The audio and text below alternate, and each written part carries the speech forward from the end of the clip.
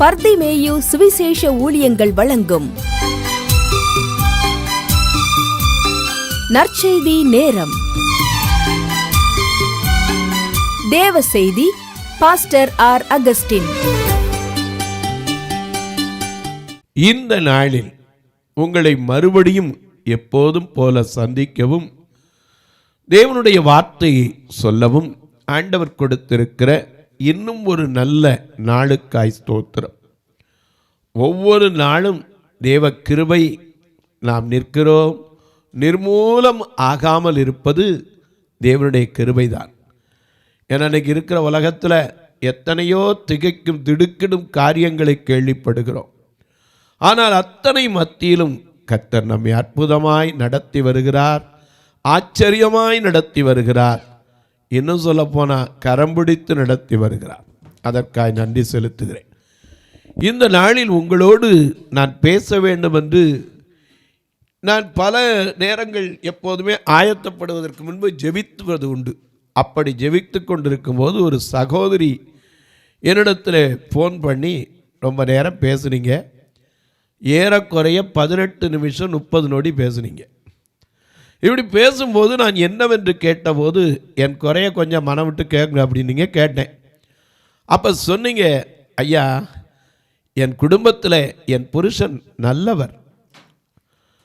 அப்புறம் என்னங்க குறைன்னு முழுசாக கேளுங்க, நான் தான் முதலே சொன்னேனே. நீங்கள் நல்லவர், ஆலயத்துக்கு வருவார், வேதத்தை சுமந்து கொண்டு வருவார். சொல்லப்போனால் என்னையும் பிள்ளைகளையும் சரியான நேரத்திற்கு அழைத்து கொண்டு போவார்.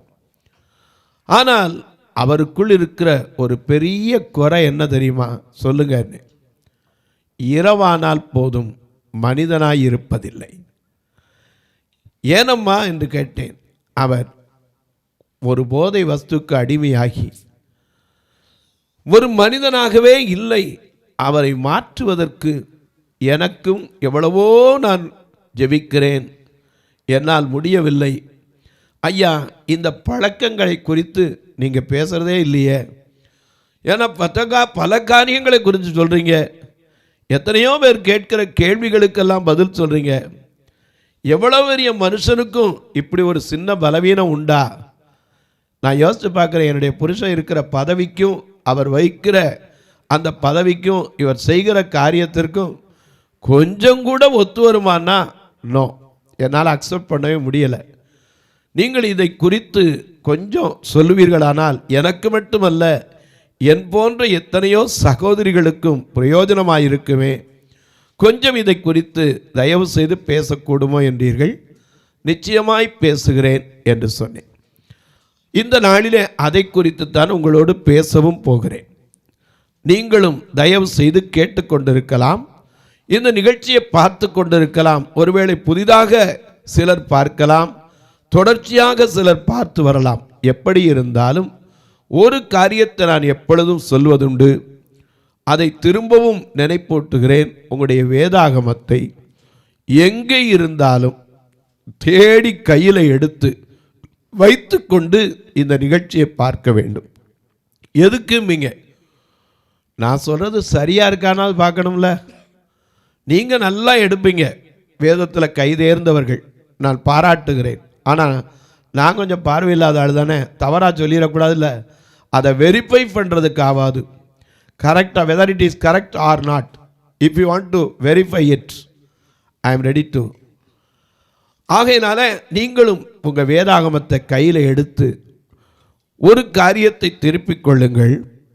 ஆதியாகமங்களின் புஸ்தகத்திலே 9ஆம் அதிகாரத்திலே 20ஆம் வசனத்திலிருந்து உங்களுடைய வேதாகமத்தை அப்படி எல்லாரும் தேடி எடுத்து வச்சுக்கிறீங்களா? அப்படி எல்லாரும் தேடி எடுக்கிற வரைக்கும் நீங்களும் நானும் சேர்ந்து பாடுற, எப்பவும் அப்படி பாடிக்கிட்டு இருக்கோம். இப்பவும் பாடுமா?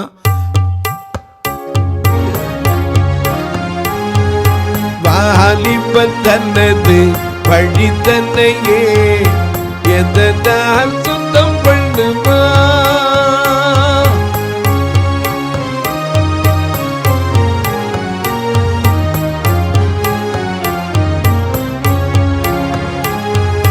வாலிபன் தன்னது வழி தன்னையே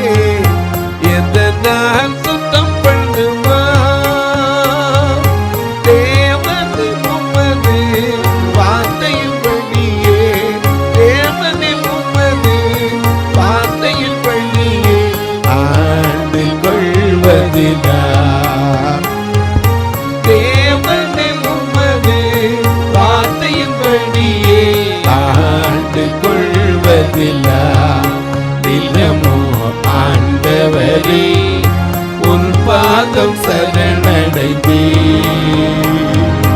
அடிமை நானையா உமது அடிமை நானையா.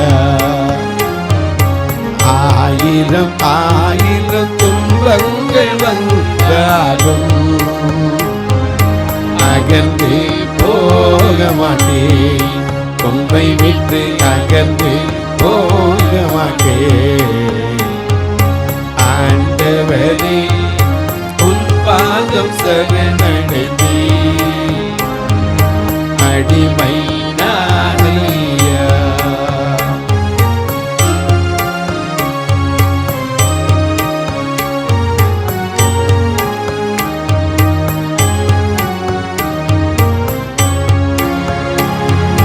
வேதத்தில் உள்ள அதிசயம் அனைத்தும், வேதத்தில் உள்ள அதிசயம் அனைத்தும் நன்கு புரியும்படி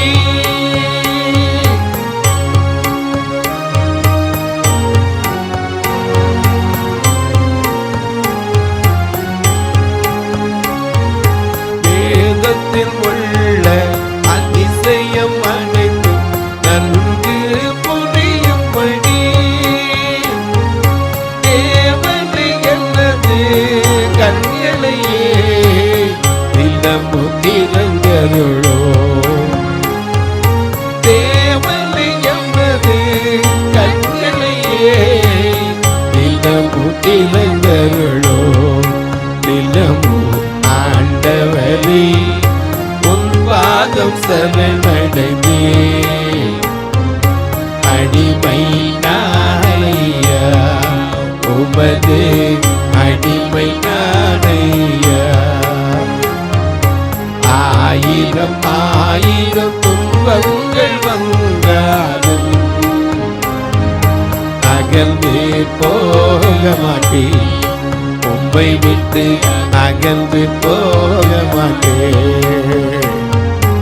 ஆண்டவரே உன் பாதம் சரணடைந்தே, அடிமை நானையா உமது அடிமை நானையா. எல்லாம் எடுத்திருப்பீங்க. எனக்கு அன்பானவர்களே, அந்த அம்மையார் கேட்டது எவ்வளவு பெரிய மனுஷனுக்கும் ஒரு வீக்னஸ் இருக்குமா? ஏன்னா பார்ப்பதற்கு நல்ல பதவியில் இருக்கிறார், நல்ல மரியாதைக்குரிய பதவியில் இருக்கிறார். ஆனால் பகலில் பார்த்தீங்கன்னா டிப்டாப்பாக போகிறார். ஆனால் இரவானால் தன் வஸ்திரம் கூட விலகி கிடக்கிறதை பார்க்கிறேன். அதை கூட அவருக்கு நிலைமை புரியவில்லை.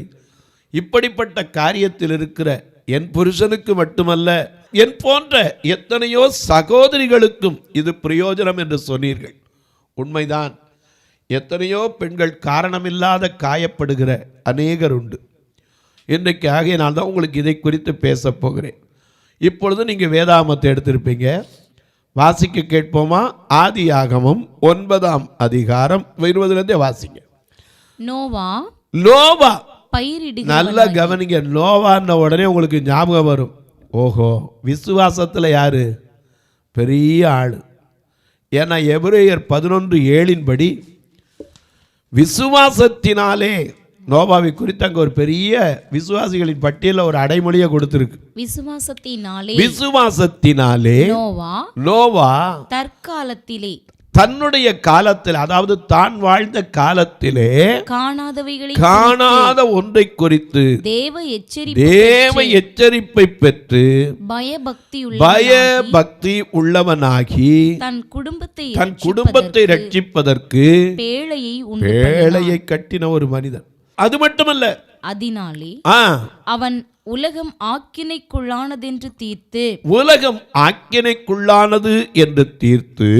விசுவாசத்தினால் உண்டாகும் நீதிக்கு சுதந்திரவாளியானவன். ஆனால் ஐயா கிருபை பெற்றவன். நல்ல கவனிங்க, விசுவாசம் உள்ள ஒரு மனிதன் மட்டுமல்ல. ஆதியாகமம் 6ஆம் அதிகாரத்தில் பார்க்கிறோம், நோவாவுக்கோ கர்த்தருடைய கண்களிலே கிருபை கிருபை கிடைத்தது. அவ்வளவு அக்கிரமம் நிறைந்திருந்த உலகத்திலே தேவனே மனிதனை படைத்ததற்காக என்ன பண்ணாரா? மனஸ்தாபப்பட்டிருக்கிற ஒரு சூழ்நிலையில நோவாவுக்கு என்ன கிடைச்சா? கிருபை. கிருபை கிருபை பெற்றவன், விசுவாசம் உள்ளவன், தேவ எச்சரிப்பை அப்படியே கீப்பப் பண்றவன், பயபக்தி உள்ளவன், தான் குடும்பம் முழுவதையும் ரட்சிப்புக்குள்ளாய் நடத்தினவன். அது மட்டுமல்ல, தேவனோடு சஞ்சரித்த ஒரு மனிதன். அவர் என்ன சொன்னாரோ அப்படியே செய்தவன். அது மட்டுமல்ல, யாருமே கேட்காட்டாலும் தேவனுடைய வார்த்தையை அவன் பேழையை கட்டிக்கிட்டே பிரசங்கம் பண்ணிக்கிட்டு இருந்தான். என்ன பிரசங்கம்? ஒரே ஒரு பிரசங்கம் தான். என்னது? இன்னும் 40 நாள் என்ன செய்ய போகுது? மழை வரப்போகுது, இடைவிடாமல் மழை வரப்போகுது, ஜலப்பிரளயம் வரப்போகுது, மனம் திரும்புங்கள். இதைத்தான் சொல்லி பிரசங்கம் பண்ணிக்கிட்டே இருந்தான். ஆனால் எத்தனை பேர் ரட்சிக்கப்பட்டாங்க? அவன் வீட்டார் மட்டும்தான். ஆனால் இவ்வளவு பெரிய கிருபை பெற்ற விசுவாசம் உள்ள தேவனோடு சஞ்சரித்த பயபக்தி உள்ள மனுஷன்தான். ஆனால் ஜலப்பிரளயத்துக்கு பின்னாடி அவனுடைய நிலைமை எப்படி ஆகிப்போச்சு? எனக்கு அன்பானவர்களே, எந்த பெரிய மனுஷன்ட்டையும் சில வீக்னஸ் இருக்கத்தான் செய்கிறது. ஆனால் அதிலிருந்து அதை பலவீனம் என்று சொல்லுகிறோம். ஆனால் அந்த பலவீனத்தை மாற்றுவதற்கு ஒருவர் இருக்கிறார். என அவர் தாமே நம்முடைய பலவீனங்களை ஏற்றுக்கொண்டு துக்கங்களை சுமந்தார். நமக்கு அவருடைய தழும்புகளால் குணமாகிறோம். நமக்கு சமாதானத்தை உண்டு பண்ணும் ஆக்கினையையும் அவர் மேல் வந்தது. எனக்கு அன்பானவர்களே, எவ்வளவு பெரிய மனுஷன்ட்டையும் ஒரு வீக்னஸ் இருக்கத்தான் செய்யுது. இந்த நோவா என்றால் என்ன பொருள்? ஆறுதல் அல்லது தேற்றுகிறவன் என்று பொருள். இளைப்பாறுதல் என்று கூட சொல்லலாம். அவனுக்கு வாய்த்த பிள்ளைகள் நல்ல பிள்ளைகள், 3 பிள்ளைகள். Same, com, யாப்பேத். சேம் என்றால் என்ன பொருள்? ஏன்னா அவனே சொல்றான், சேமுடைய தேவனுக்கு ஸ்தோத்திரம்னு சொல்றான். அப்ப சேம் என்றால் என்ன அர்த்தம்? ஐயா, சேம் என்றால் புகழ், பெருக்கம், எனக்கு அன்பார்களே விருத்தி என்று கூட சொல்லலாம். காம் என்றால் உஷ்ணம், காம் உஷ்ணம், கருப்பு. யாபேத் என்றால் எக்ஸ்பான்ஷன், விரிவாக்கம். இப்படி அவருடைய பிள்ளைகளுடைய பேருக்கெல்லாம் அர்த்தத்தை பார்த்தீங்கன்னா அவ்வளவு அருமையானது. ஆனால் ஒரு பெரிய காரியம், அவருடைய மனைவி பேரோ அவருடைய மருமக்கள் வாரோ என்ன செய்யலை இங்கே நமக்கு எழுதப்பட்டிருக்கா? ஒன்றையுமே காணும். ஆனால் அவர்களும் ரட்சிக்கப்பட்டார். இந்த நோவா என்றால் ஆறுதல் என்று பொருள். இந்த நோவாவுக்கு ஒரு காலத்தில் அவன் பிரசங்கித்தான், ஜலப்பிரளயம் வந்தது, தேவன் அவனை பாதுகாத்து குடும்பம் முழுவதுக்கும் நல்ல பாதுகாப்பை கொடுத்து போய் சேர வேண்டிய இடத்துல பேழை மிதந்து உலகமே அழிஞ்சு போனாலும் அவனை காப்பாற்றினார். ஆனால் அவன் காப்பாற்றின உடனே அவன் பூமியிலே கால் எடுத்து வைத்திருக்கும் போது எப்படி யோசித்திருப்பான்? கொஞ்சம் யோசிச்சு பாருங்க. எல்லாரும் ஆண்டு போயிட்டான், ஒருத்தரும் இல்லை. இவர் தான் அந்த ஊருக்கே சொந்தக்காரர், இந்த உலகத்துக்கே சொந்தக்காரன், வேற எந்த மனுஷனும் கிடையாது. அப்படிப்பட்ட நோவா என்ன செய்தானா? வாசிங்க 20 ஆதியாகமம் 9:20. நோவா பயிரிடுகிறவனாகி, முதல் தொழிலே இந்த உலகத்தில் என்ன தொழில் தான் வந்துச்சு? விவசாயம், அக்ரிகல்ச்சர். விவசாயம் தான் முதல் தொழில். பயிரிடுகிறவனாகி திராட்சை தோட்டத்தை நாட்டினான். திராட்சை தோட்டத்தை நாட்டினான். ஏன்னா அந்த திராட்சை தான் வேதத்தில் அநேக இடத்துல நாம் பார்க்கிறோம். ஏன்னா ஆண்டவருடைய நேசத்தை கூட அதைத்தான் சொல்றோம். என்ன சொல்றோம்? திராட்சை ரசம் பார்க்கிறோம், இனிமை. திராட்சை ரசம் பார்க்கிறோம், இனிமையானவரே, ஊற்றுண்ட பதிவெள்ளமே, உலகெல்லாம் உன்வசமே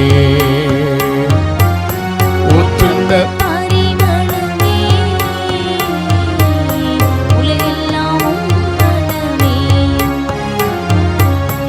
உமக்கு ஸ்தோத்திரம் உமக்கு ஸ்தோத்திரம் உயிருள்ள நாளெல்லாம் உமக்கு ஸ்தோத்திரம் உமக்கு ஸ்தோத்திரம் உமக்கே ஸ்தோத்திரம் உயிருள்ள நாளெல்லாம். உமக்கு ஸ்தோத்திரம் கவர்ச்சி நாயகவே கண்களில் இணைந்தவரே கரம் பிடித்தவரே கைவிட கண்மலையே உமக்கு ஸ்தோத்திரம் உமக்கே ஸ்தோத்திரம் உயிருள்ள நாளெல்லாம்.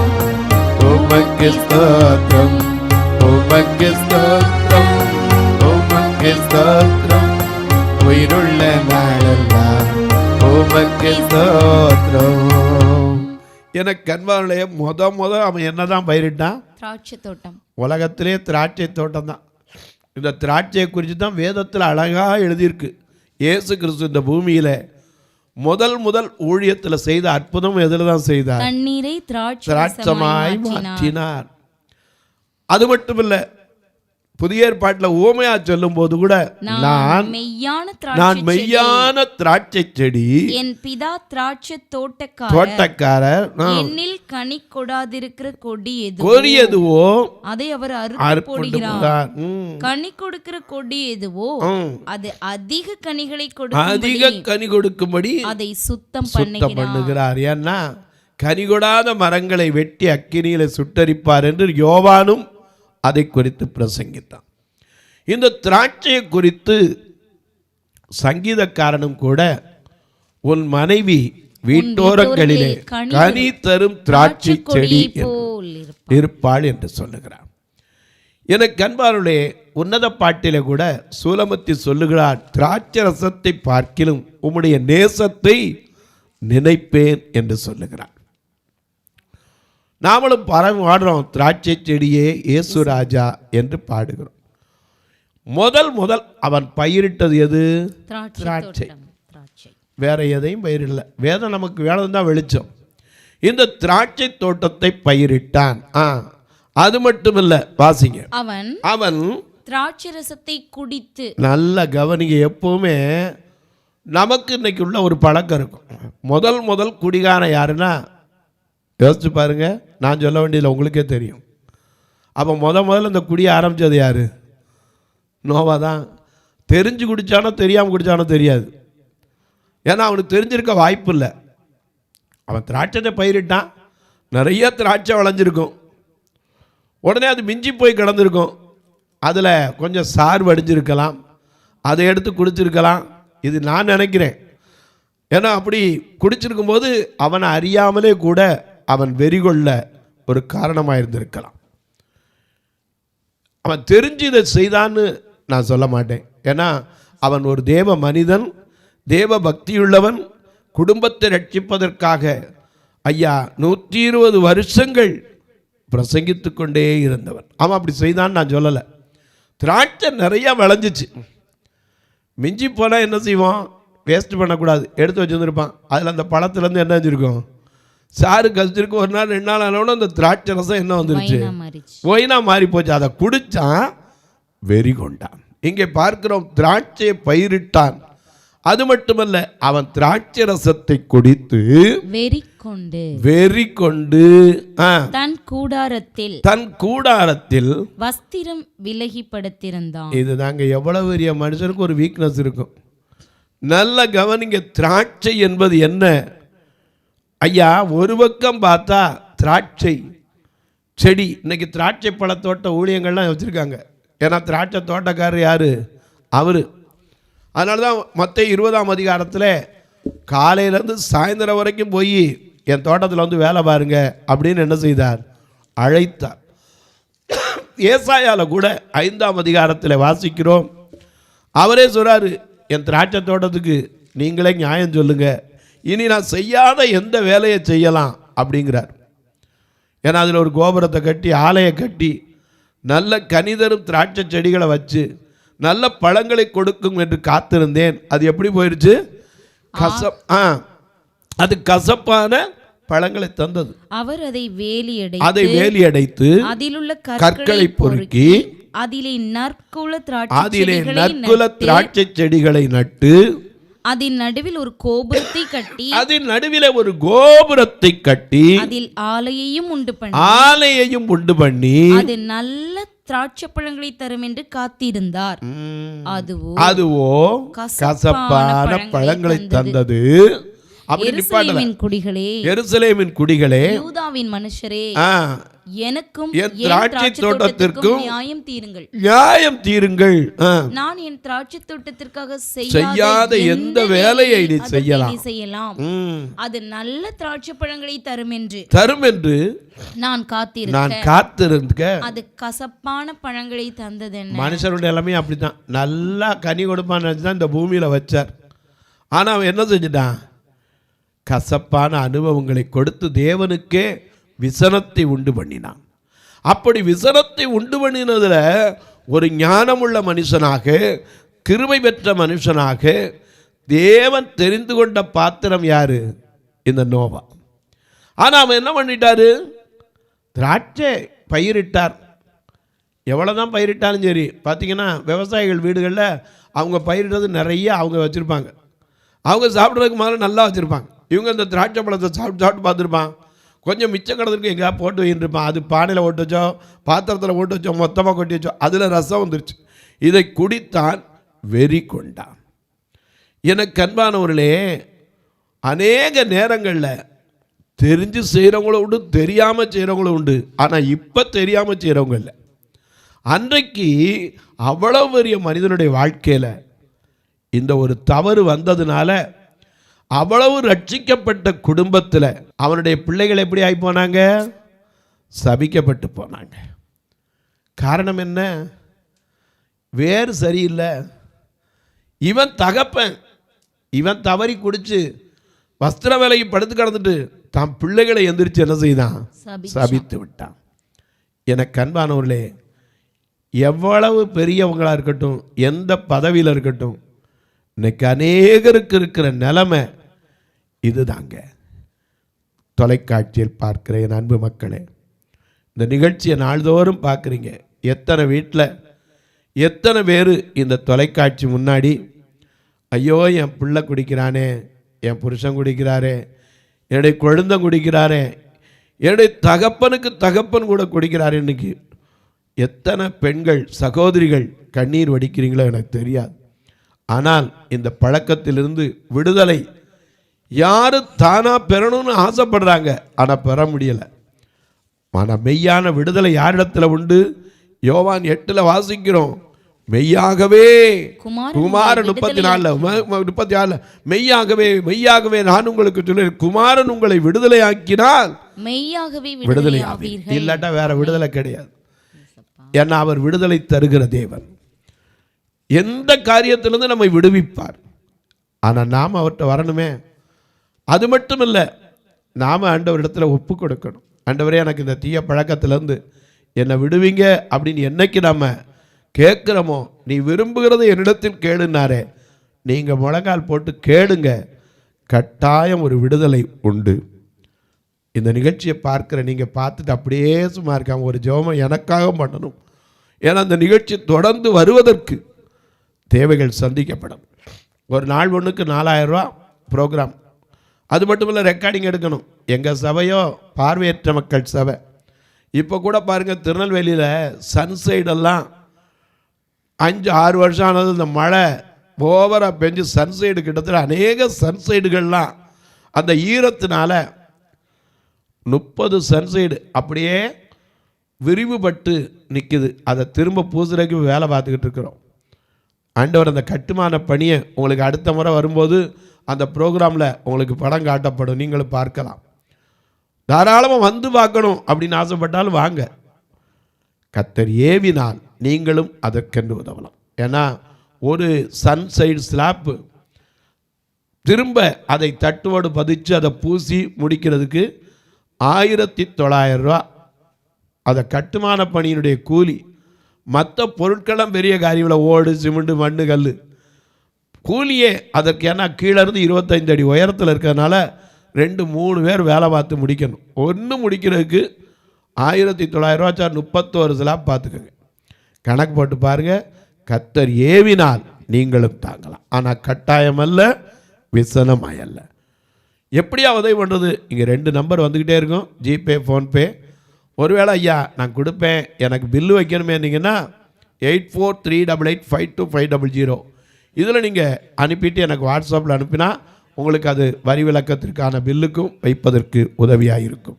உங்கள் ஜெபக்காரியம் எது இருந்தாலும் காலை 10 மணிக்கு மேலே சொல்லலாம். இப்போவும் உங்களுக்கு ஜெபிக்கட்டுமா? நல்ல பிதாவே, நன்றியோடு துதிக்கிறோம் இந்த நல்ல காலையில். அப்பா, ஒரு மிக முக்கியமான காரியம், உலகத்தையே ஆட்டி படைக்கிற ஒரு தீய பழக்கத்திலிருந்து எப்படி மீள்வது என்பதை குறித்து நாங்கள் தியானித்து வருகிறோம் சுவாமி.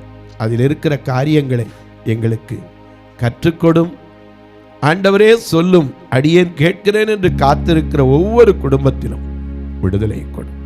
இயேசுவின் நாமத்தில் ஜெபிக்கிறேன் நல்ல பிதாவே, ஆமென்.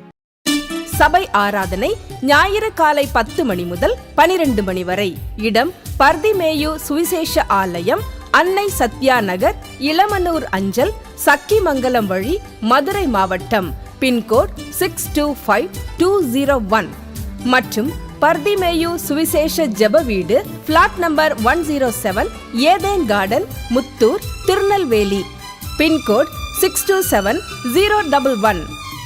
சிறப்பு உபவாச கூட்டம் ஒவ்வொரு மாதமும் 2வது சனிக்கிழமை காலை 10 மணி முதல் 1 மணி வரை நாகர்கோவில் YMCA ஹாலில் வைத்து நடைபெறுகிறது. மற்றும் ஒவ்வொரு மாதமும் 4வது சனிக்கிழமை காலை 10 மணி முதல் 1 மணி வரை திருநெல்வேலி புதிய பேருந்து நிலையம் அருகில் உள்ள கிரேஸ் ஹாலில் வைத்து நடைபெறுகிறது. எங்கள் எல்லா ஆராதனைகளிலும் கலந்து கொண்டு தேவனை மகிமைப்படுத்த அன்பாய் அழைக்கிறோம். உங்கள் உதாரத்துவமான காணிக்கைகளினால் இவ்வூழியத்தை தாங்க விரும்பினால் R Augustine, account number 5021364331, IFSC code IDIB 000B066, Indian Bank, BP Kulam, Madurai. GPay number 9842181917, BGM ministries மற்றும் 9442559772, பிளைண்ட் மினிஸ்ட்ரீஸ் அகஸ்டின். உங்கள் தொடர்புக்கு பாஸ்டர் ஆர் அகஸ்டின், பர்திமேயு சுவிசேஷ ஊழியங்கள், நாகமலை, புதுக்கோட்டை, மதுரை 625019. தொலைபேசி எண்கள் 9842181917 மற்றும் 9442559772. கர்த்தர் தாமே உங்களை ஆசீர்வதிப்பாராக.